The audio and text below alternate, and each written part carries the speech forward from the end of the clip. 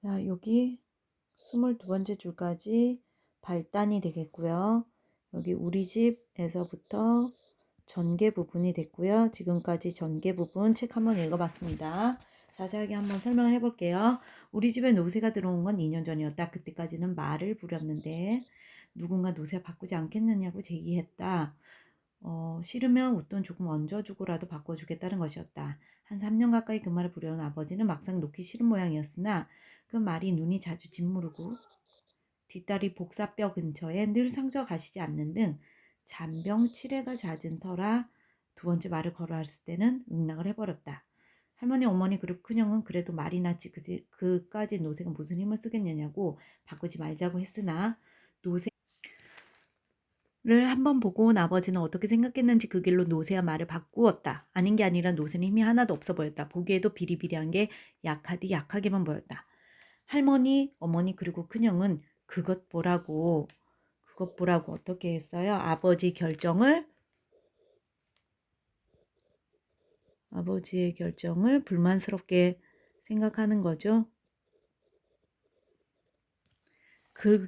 이게 어떻게 그 무거운 연탄짐을 나르겠냐고 빈정댔는데 그래도 아버지는 갔다 붙다 말이 없이 노새를 우리로 끌고 가 우선 솔질부터 시작했다. 말이 우리이지 그것은 방과 바로 있다 있는 처마를 조금 더 달아낸 곳이었다. 우리도 없는 거예요, 지금. 마땅한 말우리도 없는 그런 집에 살고 있다는 거 알 수 있죠.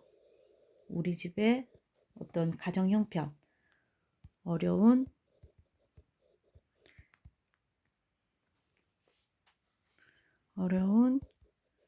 경제적 형편을 알 수 있다. 그래서 우리 집에서는 항상 말 오줌 냄새 나고 똥 냄새가 가실 날이 없었다. 어려운 경제적 형편에 있다는 거 알 수 있죠.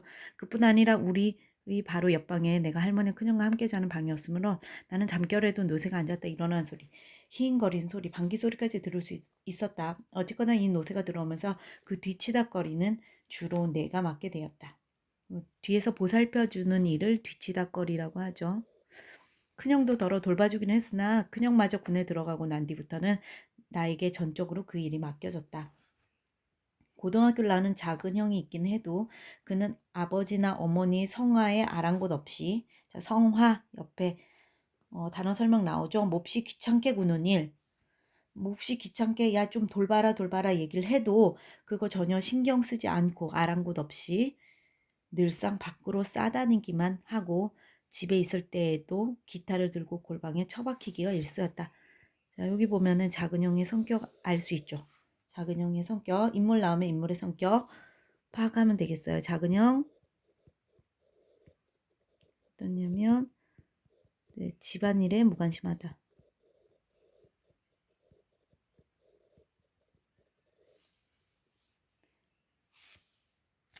가엾게도 노새는 원래 회색빛이었는데 우리 집에 온 뒤로는 차츰 연탄때가 묻어 검정색으로 변해갔다.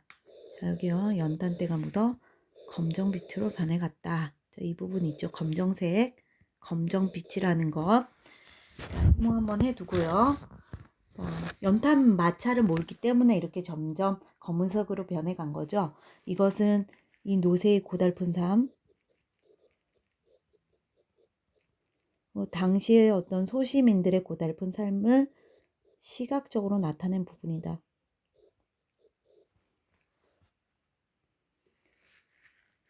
엉덩이 깨는 물론 갈기도 까맣게 연탄가루가 앉아 있었다. 내가 깜냥으로는 지성스럽게 털어주고 닦아주기도 하는데 내 깜냥 있죠. 스스로 일을 헤아림 또는 헤아릴 수 있는 능력. 내 능력으로 지성스럽게 털을 닦아주기도 하는데 여기 보면은 나는 노새에게 어떤 정성을 다하는 모습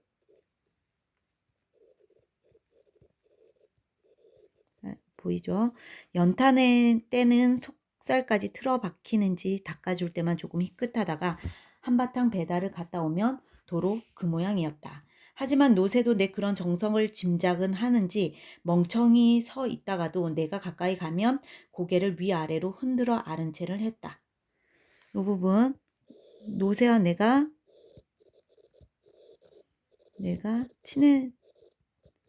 친해졌다는 거 알 수 있죠? 그랬는데 그 노새가 오늘은 우리 집에 없다. 자, 노새가 앞으로 달아나는 사건이 벌어질 거라는 것을 안내해 주고 있다. 이런 부분, 노새가 달아나는 사건.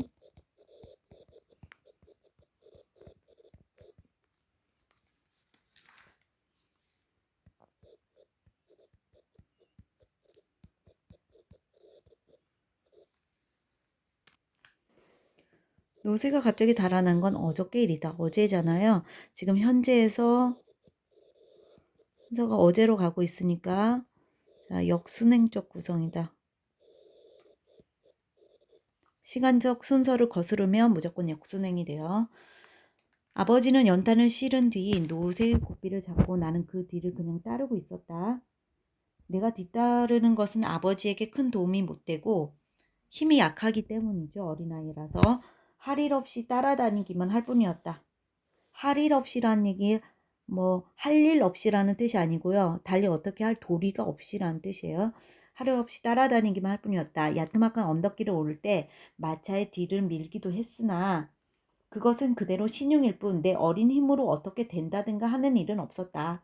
아버지는 이따금 따라다니지 말고 집에 가서 공부나 하라고 했지만 내가 공부 다 했어요 하면 그 이상 더 말리지는 않았다. 말리지 않았다는 건 내가 따라다니는 걸 아빠가 아주 싫어하지는 않았다는 뜻이 되겠죠.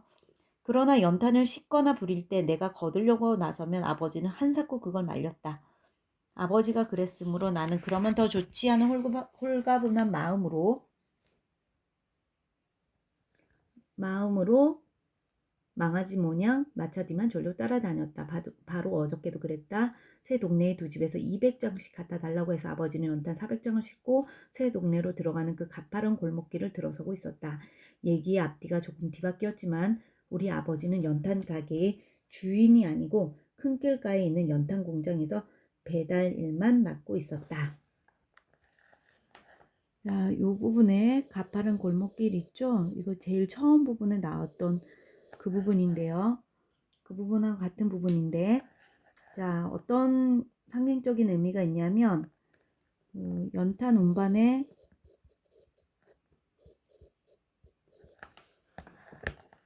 연탄 운반이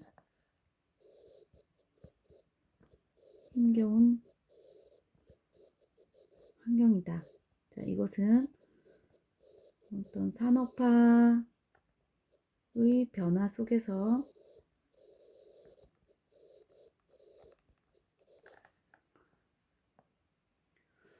자, 그것은 산업화의 변화 속에서 소외된 서민들이 겪는 현실적인 어려움을 나타내는 상징적인 표현이라고 볼 수 있습니다. 가파른 골목길은. 자, 그리고 아버지는 연탄 가게 주인이 아니고 연탄 공장에서 배달 일을 하는 사람이에요. 그러니까 노동자라는 거 알 수 있고 이것은 가난하고 힘겨운 삶을 살아가고 있다라는 것을 나타내 주는 표현이죠. 그러므로 연탄 공장의 배달 주임이 어느 동네 어느 집에 몇 장 날라다 주라고 하면 그만한 양의 탄을 실어다 주고 거기에 따르는 구점만 받으면 그만이었다. 돈만 받으면 그만이었다.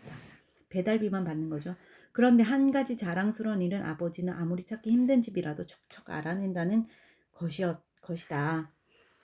내가 아버지를 자랑스러워하는 그 부분 되겠어요. 연탄공장 사람들의 설명이 미처 끝나기도 전에 알만하오 한마디면 그만이었다. 마차 영감은 집 찾는데 귀신이라니까 하면서 혀를 내둘렀다.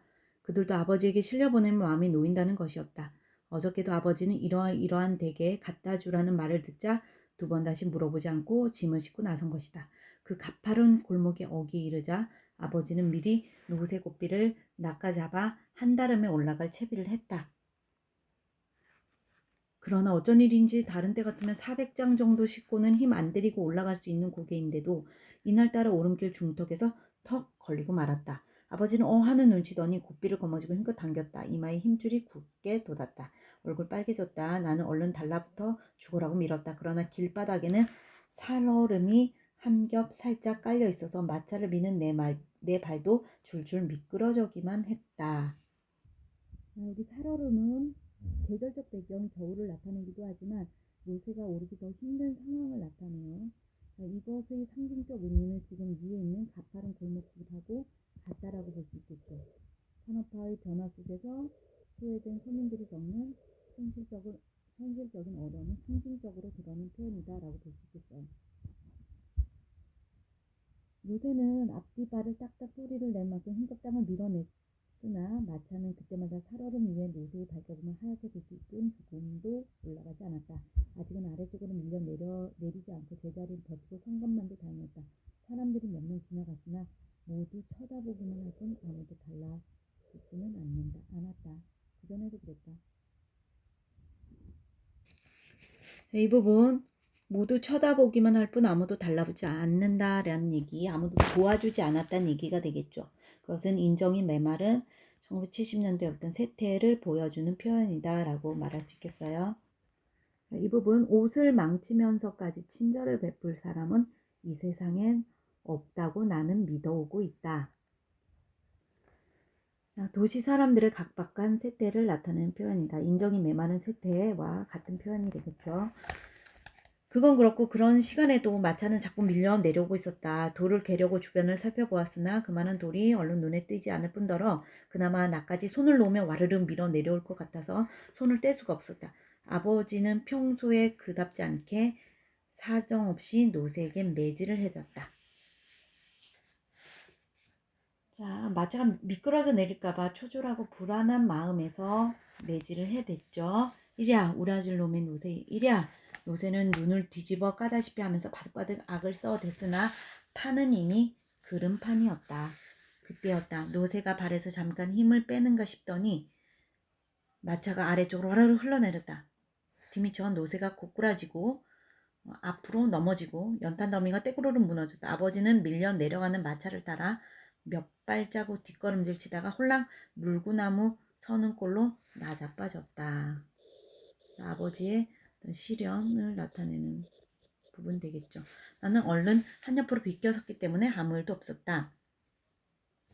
그러나 정작 일은 그 다음에 벌어지고 말았다. 허우적거리만 마차에 질질 끌려가던 노새가 마차가 네박 쳐진 자리에서 벌떡 일어서더니 뒤도 안 돌았고 냅다 뛰기 시작한 것이다. 자, 이 부분 뒤도 안 돌아보고 냅다 뛰기 시작한 것이다. 이 부분 노새가 도망을 치는 부분이죠. 이 글의 중심 사건이 되겠어요. 노새가 도망을 친 사건. 정확히 말하면 벌떡 일어섰다가 순간적으로 아버지가 내가 있는 쪽을 힐끔 보고 쳐다보고는 이내 뛰어버린 것이다. 뛰어버렸다, 도망쳤다. 마차가 넘어지면서 못이 부러져 몸이 자유롭게 된 모양이었다. 내 노새. 자, 여기 아버지의 심정. 놀라고 안타깝고 걱정스러운 마음이겠죠. 아버지는 넘어진 채 그 경황에도 뛰어가는 노새를 쳐다보더니 얼굴이 새하얘졌다. 새하얘졌다는 거 매우 당황한 아버지의 모습 알 수 있겠죠. 그러나 그런 망설임도 그때뿐 아버지는 힘들게 일어서자 딴 사람이 되어 빠른 걸음으로 노새를 뒤쫓았다. 여기까지 전개 부분이 되겠습니다. 전개 부분의 중심 내용. 연탄 배달 마차가 언덕에서 넘어지면서 노새가 달아남. 42쪽 세 번째 줄에 적어 놓으면 되겠습니다. 전개 부분의 내용 다시 한번 정리하고 넘어갈게요. 나의 태도, 아버지에 대한 나의 태도. 노새가 끄는 마차에 연탄을 실어 배달했다. 아무리 찾긴 힘든 집이라도 척척 알아내는 아버지를 자랑스럽게 여겼다. 그 다음에 사건의 전개 역순행적으로 구성이 되고 있다. 현재에서 과거로 넘어가고 있다. 오늘 우리 집엔 노새가 없다. 왜냐하면 어제 노새가 달아났기 때문이다. 이렇게 서술하고 있죠. 자, 노새 의미 굉장히 중요하죠. 굉장히 중요합니다. 노새의 상식적 의미. 무거운 짐을 지고 언덕 올라가는 노새의 모습에서 급격한 산업화 과정에서 소외되었지만 가장할 책임을 다하려는 아버지의 모습을 상징적으로 나타내주고 있다고 볼 수 있고요. 힘겹고 고단하게 살아가는 이 시대 아버지를 상징적으로 나타내준다고 볼 수 있습니다. 이 작품에서 가끔씩 비속어가 나오고 있거든요. 아버지가 이 때깔놈의 새끼들 말하는 부분도 있고 이 우라질놈의 노새 이래 하는 부분도 있었어요. 이 작품에서 비속어를 사용하여 얻을 수 있는 효과를 한번 생각해 보면 등장인물이 비속어를 사용하여 도시 빈민의 거칠고 투박한 생활상을 사실적으로 보여줄 수 있다는 거. 그렇기 때문에 의도적으로 비속어를 사용하고 있다는 것도 알 수 있습니다. 자, 오늘은 여기까지 할게요.